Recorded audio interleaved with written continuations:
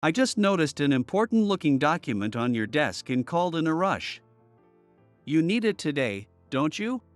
The person on the other end was Stephen, the manager who always seemed to target Emily. Yes, but we just talked about handling documents more carefully, didn't we? Well, it's probably too late now anyway. His tone sounded as if he'd waited to call until he was sure it was too late for the meeting. Though it was only his voice over the phone, I could easily imagine his smug smile. That's.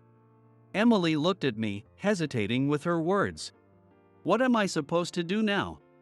Interpreting complex matters like this on the spot, only someone fluent in English could pull it off. Fluent in English? Suddenly, Mr. Nash's face lit up, as though he'd just had an idea. Mr. Nash? Emily tilted her head slightly, looking at him with curiosity. Emily, we have someone here who's fluent in English. I meet the gaze of Mr. Nash. He looks directly at me and says, Sean, I need your help. My name is Sean. In my 40s now, my waistline has become a bit more noticeable, something that never used to bother me. My current job is as a driver for the president of a household goods company. Every morning, I drive to the president's home, then take him to the office or to his business appointments. In the fast-paced world of household goods, keeping up with consumer needs is no easy feat. The company I drive for, Taro Corporation, has gained some attention on social media recently. Though not a major player, it's well known in its field, and with social media's rise, its performance has grown steadily. Mr. Nash, the president I drive for, is about my age but keeps fit, is tall, and carries himself with style. He has an easygoing charm and is hard to forget once you meet him. I, on the other hand, am often told, you look familiar, even though it's usually by people I've never met. In other words, I have one of those faces that blends in anywhere. One day, when I picked up Mr. Nash for his usual workday, he handed me a small wrapped package. Mr. Nash? What's this? Take it. A client gave it to me, but I don't need more of these. I unwrapped it and found a small golden cat figurine. It might look cute on a desk, but as a man in my 40s, I wasn't sure what to do with it. Unfortunately, as a driver, I don't even have my own desk at work. Thank you. Noticing my hesitant reaction, Mr. Nash raised an eyebrow and said, Try looking a bit more appreciative. By the way, it's supposedly made of pure gold. What? I was startled and almost dropped a cat figurine, but my reaction seemed to amuse Mr. Nash, who chuckled as he got into the car. After carefully putting the cat figurine in my pocket, I closed the back door. Like most companies, President has a secretary responsible for managing the president's schedule and other tasks. Mr. Nash is no exception, and the person who rides with him most frequently in the company car I drive is his secretary, Emily. Emily is a talented, beautiful young woman who was selected as Mr. Nash's secretary early in her career. With a strong sense of responsibility, she anticipates tasks well in advance, although she's quite reserved and not much of a talker. Because of her quiet nature, she isn't the type to confront others, even when she overhears whispers about herself from colleagues. I haven't personally heard any comments, but rumor has it that Emily is disliked by her supervisor in the secretary department, Stephen. When Mr. Nash's former secretary retired, he personally chose Emily to take on the role. At the time, Stephen, who was an experienced senior secretary, probably didn't appreciate this decision, as Emily was a rookie with only about a year of experience at the company.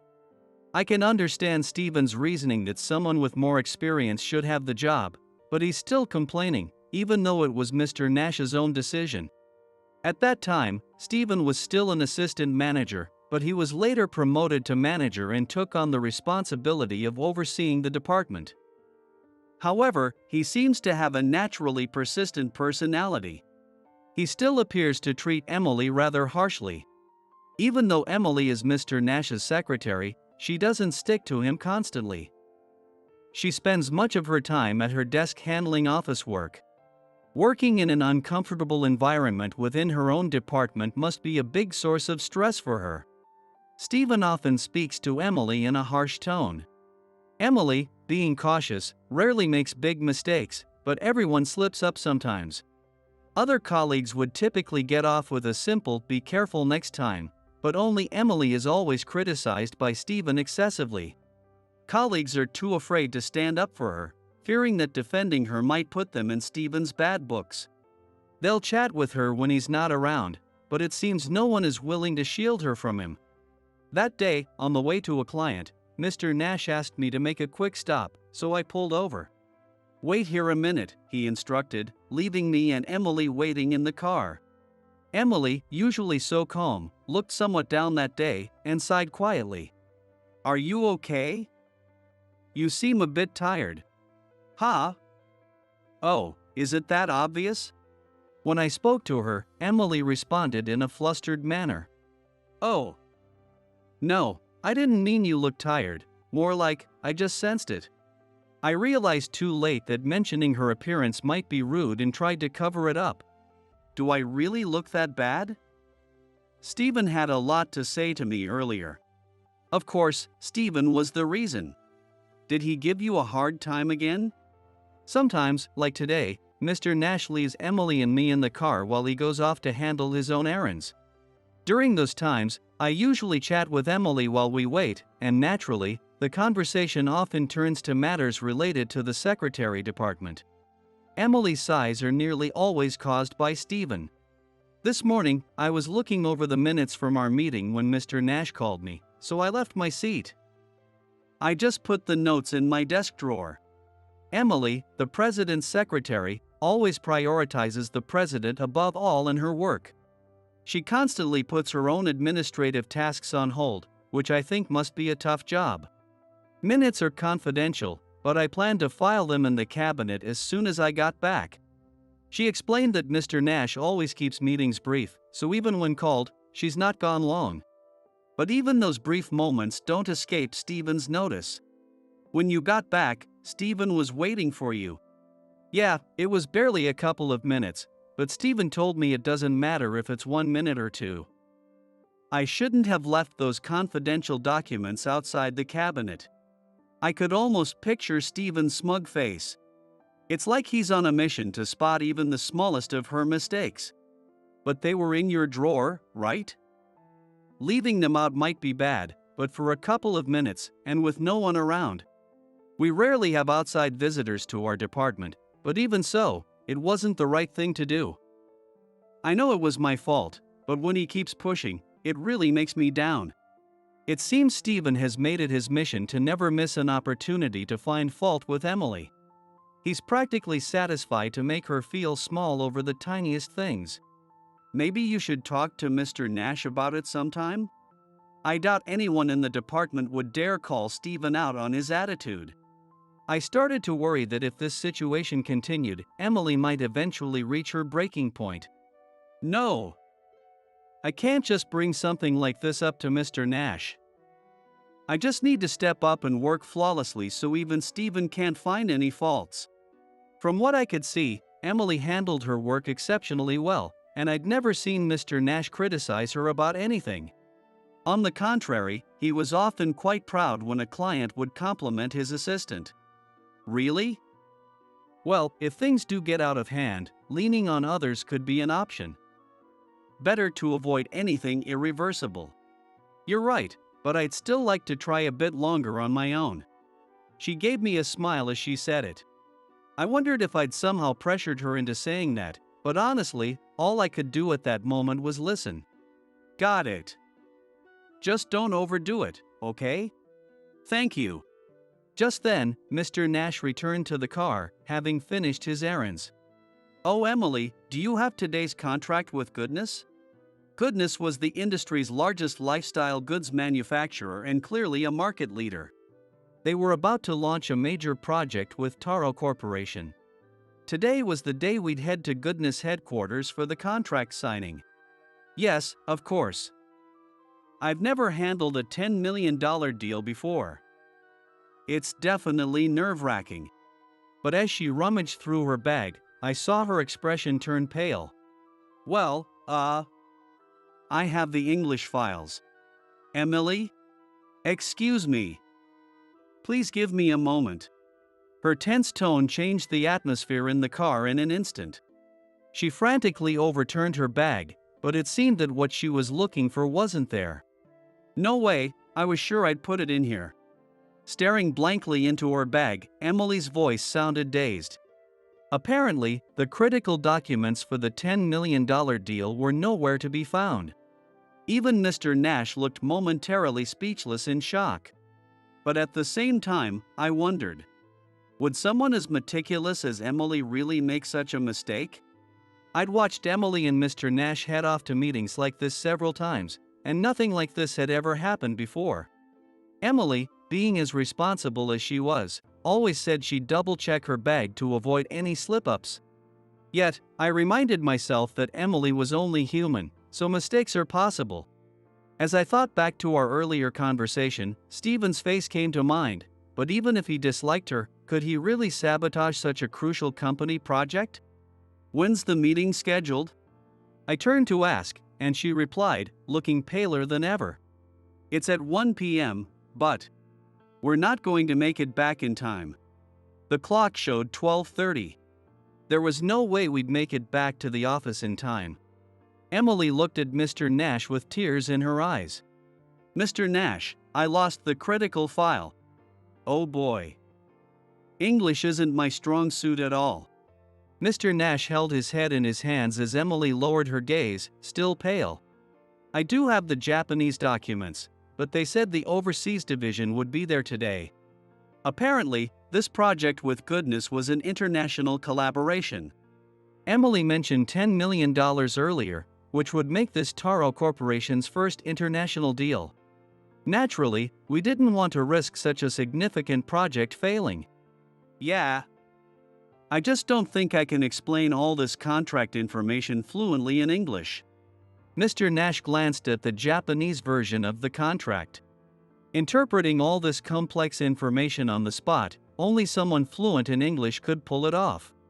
Fluent in English? Wait, hold on. Suddenly, Mr. Nash looked as if he had an idea and lifted his head. Mr. Nash? Emily glanced at him, tilting her head in confusion. Emily. We have someone fluent in English right here. I meet Mr. Nash's gaze. He looks directly at me and speaks.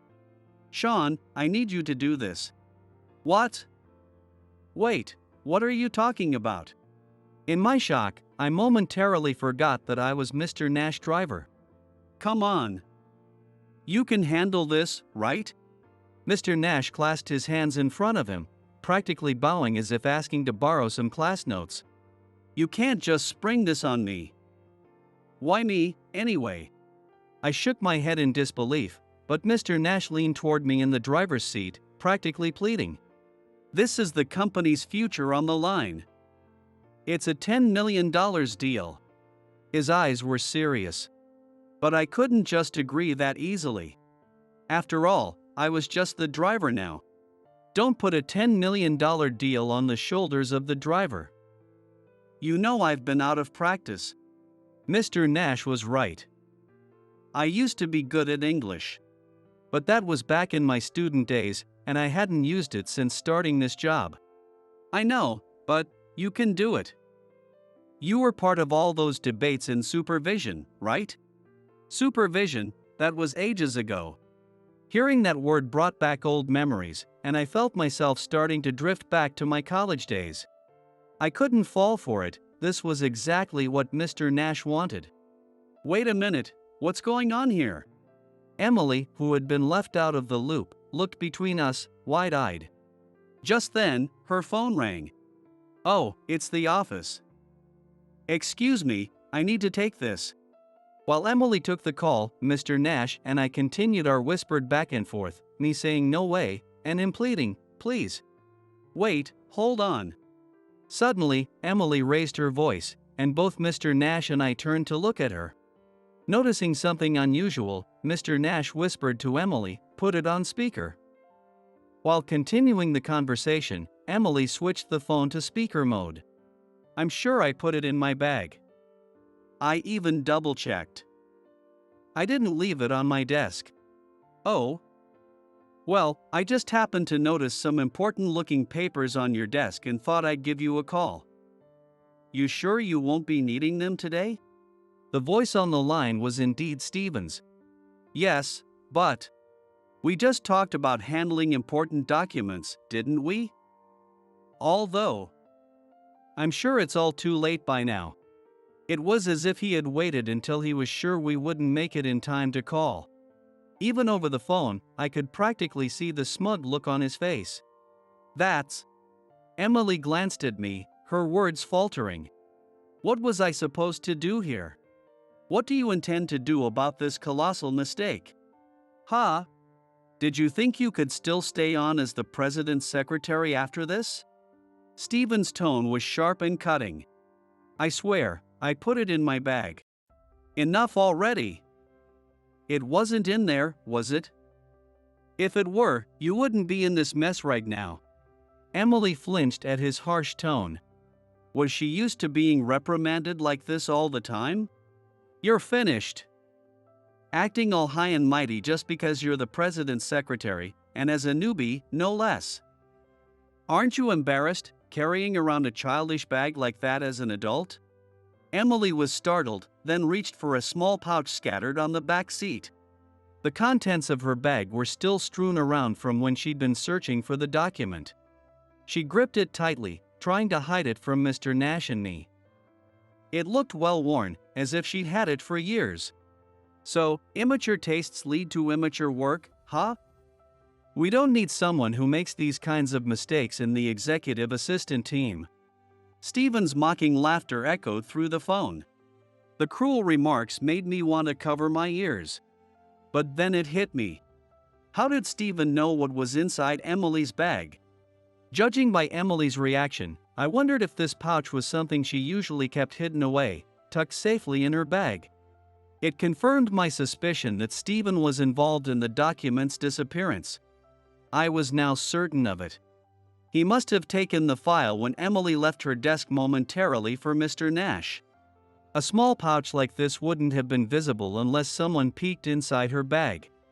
Emily remained silent, looking down with a face that seemed on the verge of tears. She didn't just look discouraged from having her mistake pointed out, and it was the kind of sadness you see when something precious has been belittled. I couldn't stand the thought of seeing her look so defeated any longer. If I wanted to stop Stephen's tirade, there was only one way. Forget the document. I'll accompany you to the meeting and handle the English. Just moments before, I wouldn't have believed I'd say something like that. Emily looked up, startled, while Mr. Nash pumped his fist in a triumphant yes. Thank you, Sean. Here's the Japanese version of the document. As Mr. Nash handed me the file, I gave him a hesitant look and quickly skimmed through it. But there was no time. With only minutes left, I'd have to translate it on the spot during the meeting. I told you I'm rusty, and now I have to translate something this complicated. I let out my frustration, but Mr. Nash didn't seem fazed in the slightest. Then Emily suddenly exclaimed, "Oh!" I was so startled that I accidentally hung up the call. I couldn't help but wonder what Stephen's face must have looked like when he realized the call had ended without warning. He had no idea who'd spoken up in my place. I felt a pang of doubt. Could I really pull this off for Emily's sake? The only real experience I had was from my student days, and it had been years since I'd used English regularly, even though I had some work experience with it back then. But I couldn't just leave Emily to deal with Stephen's petty schemes alone. It reminded me too much of myself back then. I, too, had once believed that I had to handle everything on my own, without relying on anyone. In the end, I'd failed. I didn't want Emily to make the same mistake. As I was desperately recalling all the English I could muster while staring at the documents, Mr. Nash cut through my thoughts. It's time, Sean. He stepped out of the car confidently and strode into Goodness headquarters. He greeted the receptionist with an easy familiarity, making small talk as he led the way. Watching him walk ahead, I felt a strange sense of nostalgia. His back seemed to say, "I don't doubt for a second that you'll do this." Ever since I'd known him, Mr. Nash had always placed his trust in others so easily. And somehow, that trust made me feel like I could do it, too. I'd always thought he was suited to be a leader, even back in the day. And here he was, actually becoming a president. How many years has it been since then? Tyler Nash and I first met back in high school, before he became president. We were attending a well-known college preparatory school in the area, and we became friends after being seated near each other in class. Tyler was tall and lean, with a laid-back attitude and an easy charm that made him popular with the girls. Meanwhile, I was a smart student but not particularly social at the time, so people often asked him, "Why are you friends with Sean?" Each time, he'd reply, "Sean's amazing," or "Sean has a unique perspective," and always spoke well of me. At first, I thought he was just teasing, but he genuinely seemed to believe it. He'd even listened earnestly to my then ridiculous dreams without a hint of judgment. There was a famous economist who was well known for America's New Deal, John Maynard Keynes. Reading his works had sparked my interest in economics, and I started dreaming of studying at Cambridge, where Keynes himself had gone. I've always liked studying, and my grades were good. However, deciding to seriously apply to Cambridge University was a whole different story. There were excellent schools in Japan to study economics, so some might think it wasn't necessary to go all the way to England. And even if I made it into Cambridge after all that effort, I didn't have any clear plans for what I'd do afterward. My only motivation was wanting to study in the same environment as Keynes. I had spent a year in a British boarding school during middle school, so I had no trouble with everyday English. But competing with the world's best students? That would require real resolve. With nothing but this trendy motivation, I didn't think I'd get very far. When I told Tyler about it, though, his eyes lit up as he said, "That's awesome." Annoyed, I snapped, "Don't just say that offhand," but he repeated himself. "You should go for it. Easy for you to say. You can do it." He looked at me with an unwavering gaze. Even as the top student in my class, I knew Cambridge wasn't going to be easy. It's the kind of highly competitive university where, even if I threw everything aside to focus on studying, I'd still have a higher chance of failing. By the way, what was your ranking on the last test? I think I was about 30th from the bottom. Tyler was one of those naturally quick thinkers who could do well if he studied, but I'd never seen him put in real effort. He liked to coast along, as he put it, staying comfortably at the lower ranks. If you told me you wanted to aim for the Tokyo University because of your hero Kurt Thompson, I'd probably stop you. Who's Kurt Thompson? That's not the point. He laughed, then gave me a serious look again. I'd support you, though. His direct gaze startled me, and I found myself looking away. Are you crazy, aiming for Cambridge? Why would you go abroad? What are you trying to prove? Not only did he not mock my ambitions like that, but he even said, "I'll support you." I was so moved by his words that I felt embarrassed and couldn't look up. Hey, are you blushing? Shut up. I stood up abruptly and dashed out of the classroom. My heart was pounding, and I felt like I could do anything. Maybe it sounds foolish, but Tyler's encouragement gave me the motivation to start preparing for Cambridge. With me studying hard by his side, he suddenly decided, "All right, I'll aim for Tokyo University then," and to my amazement, he got in. I remember feeling a bit intimidated by his potential. I also managed to pass the Cambridge entrance exam, and since no one from our school had ever been admitted, the entire school was in an uproar. It's often said that graduating from a university overseas is harder than getting accepted, and that certainly felt true. I thought I had studied the hardest during entrance exam preparation, but once I entered university, the challenges were far greater. But that's Cambridge University, known as one of the highest-ranking institutions internationally. Students come from all over the world, bringing diverse perspectives and ideas. In addition to regular lectures, Cambridge offers supervision, small group sessions of 1 to 3 students. These sessions focus on deeply exploring specialized topics, and preparing for them was no easy task.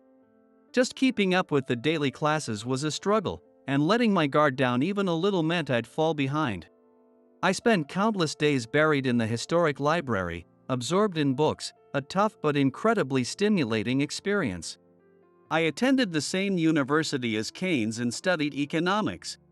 At first, that alone was enough for me, but as I talked about future dreams with others studying economics, I began to get a clearer picture of what I wanted to do.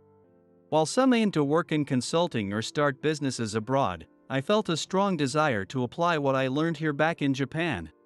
I thought that working as a government official in a central ministry might be a way to contribute to Japanese society. With that goal, I graduated from Cambridge University, aiming for a career in the civil service. But from this point on, my life took an unexpected turn. For the first few years after joining the ministry, I was so busy that I barely have any memory of that time. In the bureaucracy, there's a career rotation system where you're transferred every 2 to 3 years. I transferred about 3 times, and although the workload was relentless, I managed to avoid conflicts within each department. However, unlike my student days, when effort could overcome most challenges, I soon realized that relationships between people aren't something that can be solved through hard work alone. In my new department, I began struggling with my interactions with a senior official. Even in the ministry, the hierarchy between bosses and subordinates, as well as seniors and juniors, is much like that of a typical company. Each department had many capable senior officials, but there was one person I just couldn't get along with. While I could take constructive criticism, this person frequently interfered with my personal life. He mocked my personality and mannerisms as if they were something to laugh at. At first, I tried to go along without causing trouble, but the continuous pressure of long hours and unrelenting work began to wear me down mentally and physically. His words were like small, constant pricks to my heart.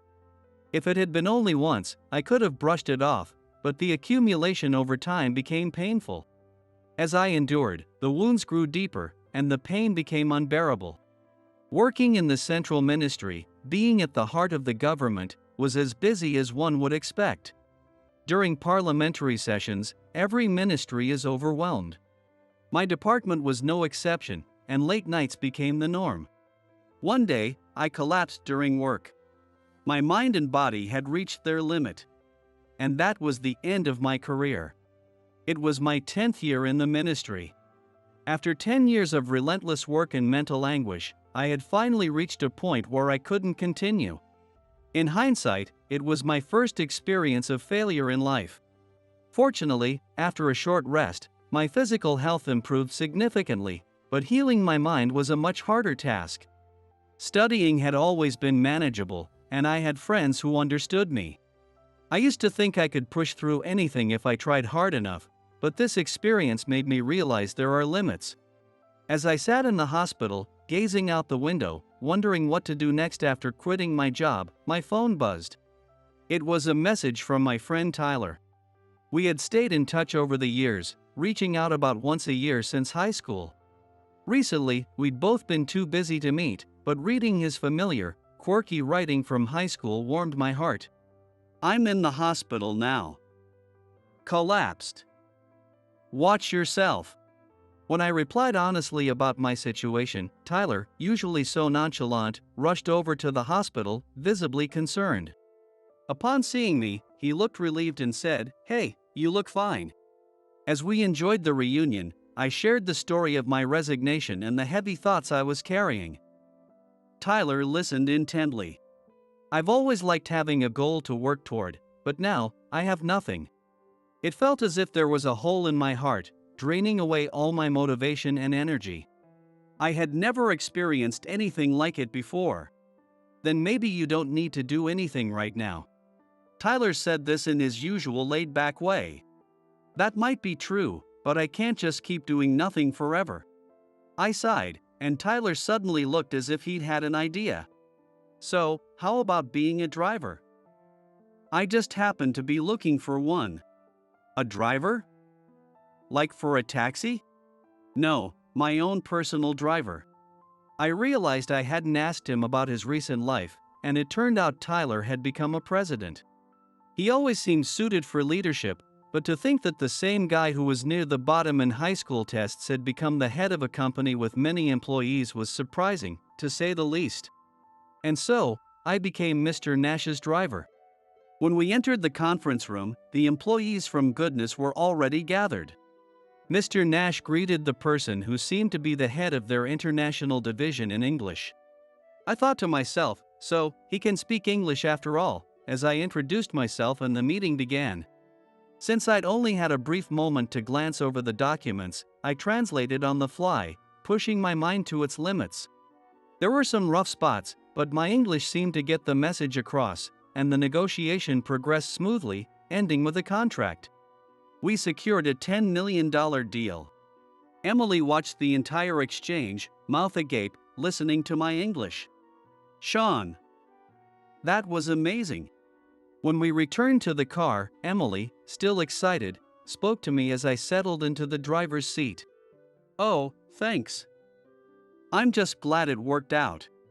Phew, that was a relief. As I translated my hardest in the meeting, Mr. Nash had just sat back, seemingly calm, which had me wondering if he'd ever felt nervous at all. The confidence was almost irritating. He trusts me a bit too much. I'm heading back to the office, but next time, it's your turn. When I hinted about Emily and Stephen, Mr. Nash nodded and said, I know.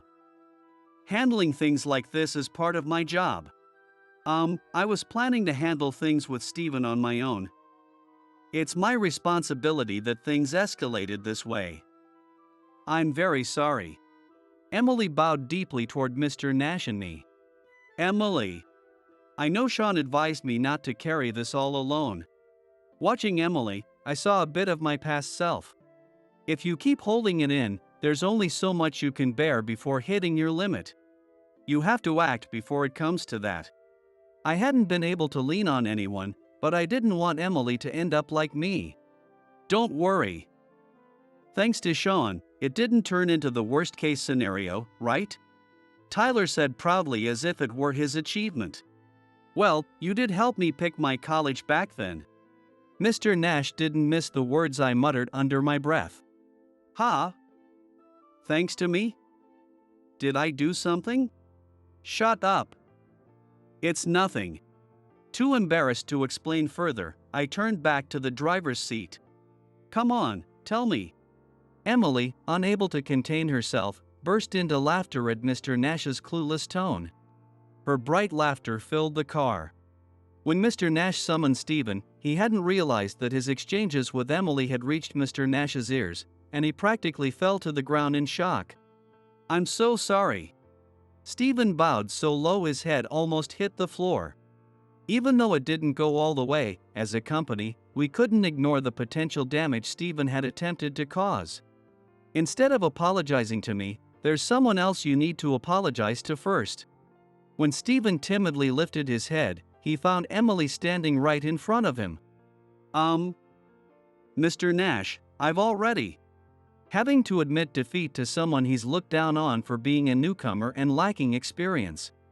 It's hard to imagine a greater humiliation for Stephen. I'm sorry. Just as he stammered out the words, his shoulders shaking, Mr. Nash spoke firmly, I can't hear you. I am very sorry.